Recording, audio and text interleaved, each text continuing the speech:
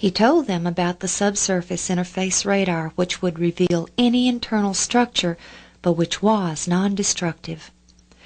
They assured him a permit as soon as he could arrange it. But there was a problem. The radar and its operator were very expensive. However, at this point it had to be the next step. Soon after arriving back in the States, Ron received another call, this time from the scientist at Los Alamos who had done the analysis on the specimen Colonel Irwin had sent there on Ron's behalf. John Baumgartner, a geophysicist, questioned Ron about the region from which the specimen came. Ron then asked him to come see for himself, an invitation which he accepted. Ron returned to Turkey for another meeting a month later in May, and then on June 2, 1985, John Baumgartner accompanied Ron and Dave Fassel to Turkey.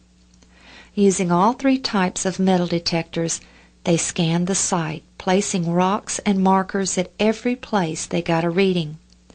They then connected these rocks with ribbons, revealing the pattern of a massive ship.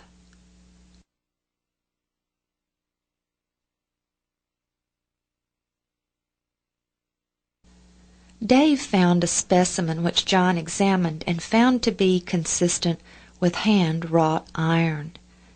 My name is John Baumgartner from Los Alamos National Laboratory. I've had the privilege of being on this expedition with Ron Wyatt and David Fasol this last week to the site east of Debizet in eastern Turkey, investigating the site of a large boat-shaped object. Okay, would you show us briefly this specimen that Mr. Fasol owns and that we wish we owned? Okay. It's striking in the fact of its angular character. Seem to have some preferred planes in the object on the outside as well as the inside. This inner portion appears to be a silica replacement of something. This would represent, if the interpretation is correct, a portion of an angle bracket, and we see a corner of it here. It's interesting that it apparently still displays the grain structure of the iron. Now, does this seem to be cast iron or wrought iron? I would say it's has the character of wrought iron, and it appears that this is almost pure iron oxide here, this outer portion.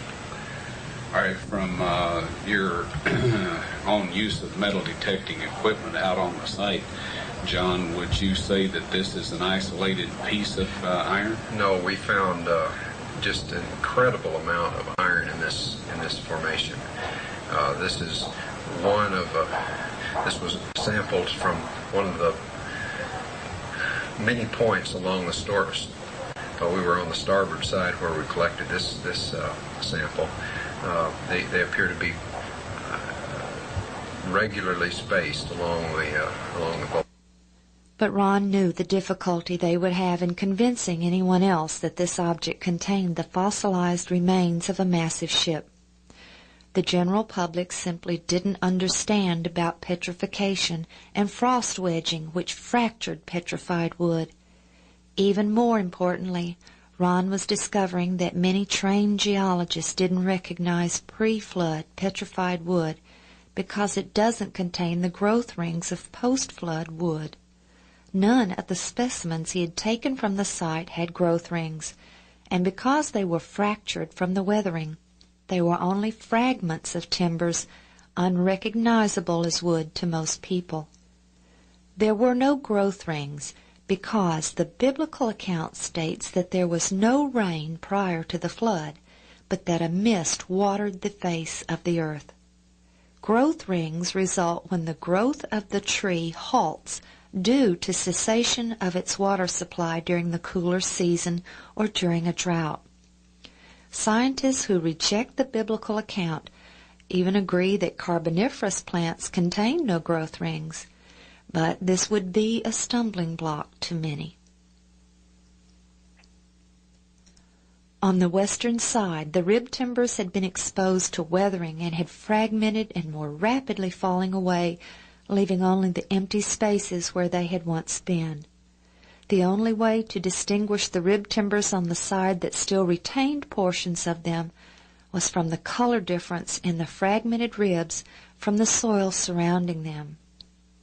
The exposed ribs were, for the most part, now reduced to very small fragments, but they still remained in place.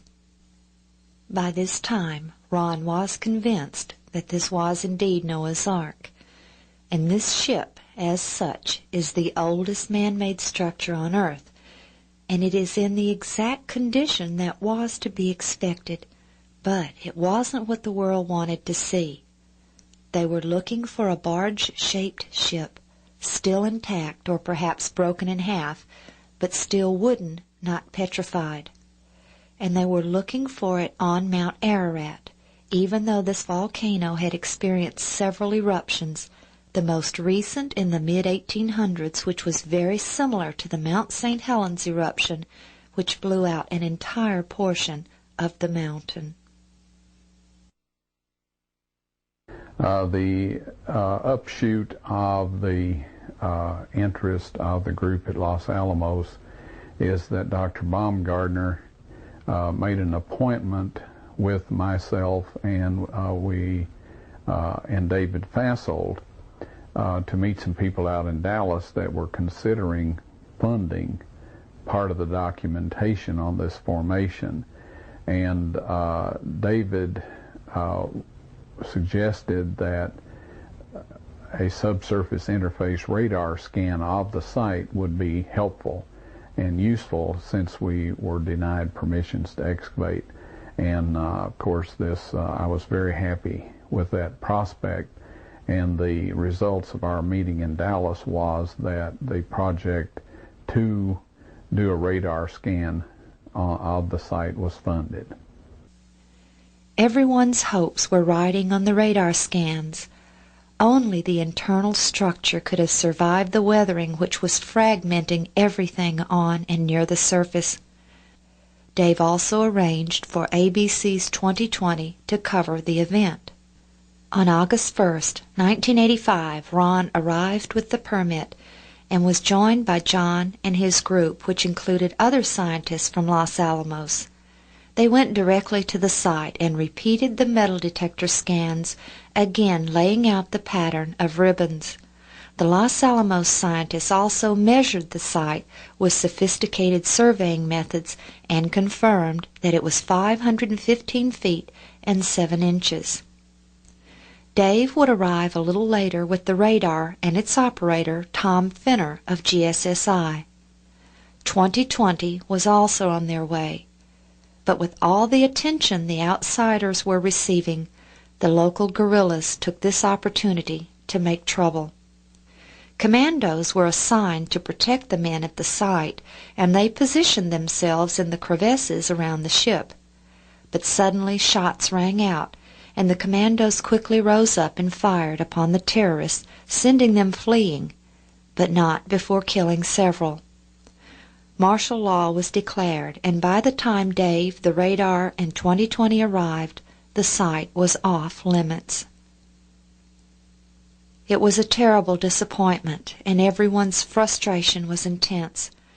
But the coverage by 2020 documented the metal detector scans and other evidences, making the public aware for the first time of what was happening on Doomsday Mountain.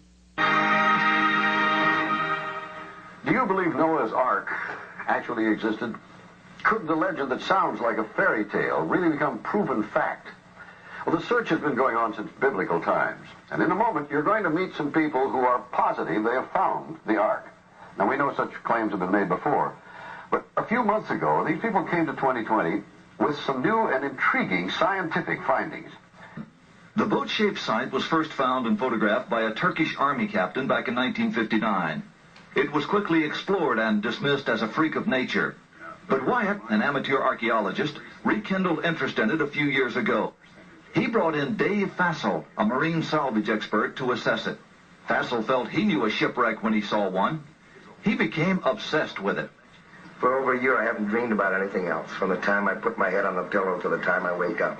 And that's all I think about all day long. And I'm sure that's all Ron thinks about. The Doomsday Mountain team brought in some high technology to explore the oldest legend of man. There's one. They began scanning their site with a molecular frequency generator. It's a device used by surgeons to pinpoint cancer tumors, and it's been used by Fassel to locate underwater treasure. This time, the molecular frequency generator began to pick up a unique pattern of iron lines beneath the earth. Okay, bring that one up. They began placing ribbons along those lines. The finished shape, outlined by the ribbons, was that of a huge ship, the approximate length and width of Noah's Ark, as described in the Bible. The fascinating field of ribbons soon attracted higher academic interest. That looks like iron. Okay. Dr. John Baumgartner, a physicist with Los Alamos Laboratories, sent samples back to the lab for analysis and confirmed that the metal they were tracing with the ribbons was indeed iron. With the width and the length known, the only remaining question was depth. By locating the depth of the hull, they could determine if the boat-shaped object had the cargo capacity described in the biblical ark. To resolve this final issue, Wyatt and Fassel brought geologist Tom Thinner to Turkey with his company's heavy-duty subsurface radar equipment. Gear like this located the black box cockpit recorder on the floor of the frozen Potomac River after the Air Florida crash. Suppose this rock were a foot or 2 feet underground. Would it give you a reading as to where that was? Could you locate it? Yes, we could. Is it possible that there will be a moment at which you will say, this is a man-made object? The symmetry of the feature suggests it's a boat. I hope to prove that the underground structure is in fact that of a boat.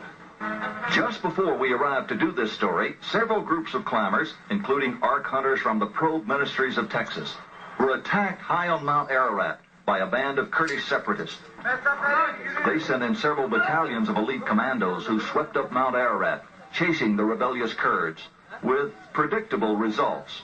Some were killed, some arrested, but others escaped southward toward, you guessed it, the boat-shaped site on Doomsday Mountain. It became a hornet's nest of anti-guerrilla activity. The restrictions of martial law left the American explorers isolated from the outside world. Not even a telephone. Well, I'll be back next year, for sure. Yeah. Anyway, we're going to hang in like smell on a skunk till there's nothing left. Get this done. Hang in like the smell on a skunk. The Turkish government stopped the exploration. What now? Since we were there, Barbara, things have cooled down, and they've sent their own team of scientists in to take a look at this site. It's a very fascinating location. John Baumgartner did a live interview with CBN during the event, and this too brought the site to public notice. John explained that the site was completely unique.